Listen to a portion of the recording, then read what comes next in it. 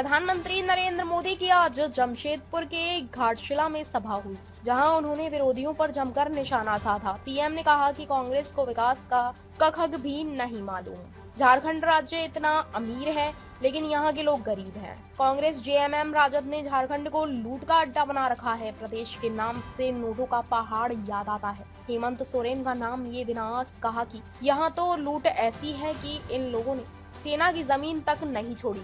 सोच लीजिए चोरी की कैसी आदत लगी है। वहीं राहुल गांधी का नाम लिए बिना कहा कि शहजादे की भाषा माओवादियों जैसी है। वो उद्योग और निवेश का विरोध करते हैं। कांग्रेस भ्रष्टाचार की जननी है।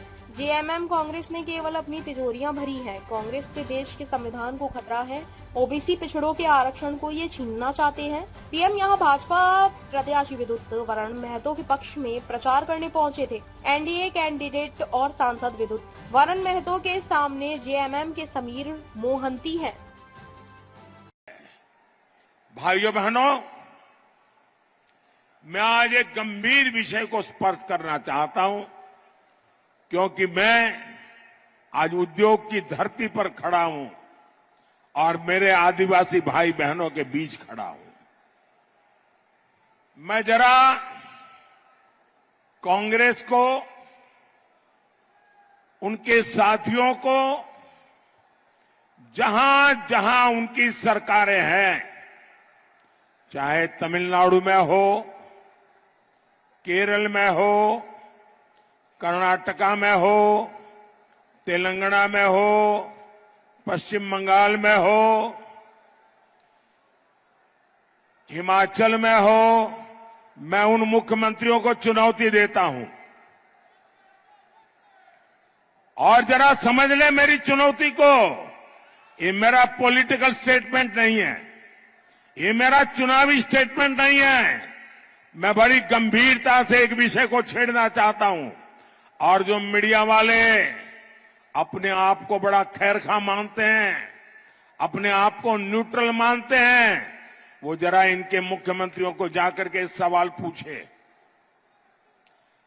ये उनके शहजादे आए दिन उद्योगों का विरोध करते हैं, उद्योगपतियों का विरोध करते हैं, निवेश का विरोध करते हैं। आने वाले दिनों में कौन उद्योगपति उनके राज्य में जाकर के पूंजी निवेश करेगा? उन राज्यों के नौजवानों का क्या होगा? ये महाराष्ट्र में जो लोग चुनाव लड़ने के लिए हमारे सामने हैं, क्या वे शहजादे की इस भाषा को मान्य करते हैं क्या? सारे निवेशक जो मुझे मिलने आते हैं वो कहते हैं, साहब हम इन राज्यों में नहीं जाएंगे क्योंकि वहां तो हमारे विरोधी विचारधारा है, निवेश की विचारधारा, विरोध की विचारधारा है, उद्योगपतियों को गालियां दी जाती है। मैं उन राज्यों के नौजवानों को पूछता हूं, जो शहजादे की भाषा को सुनकर के कौन उद्योगपति उन राज्यों में आएगा?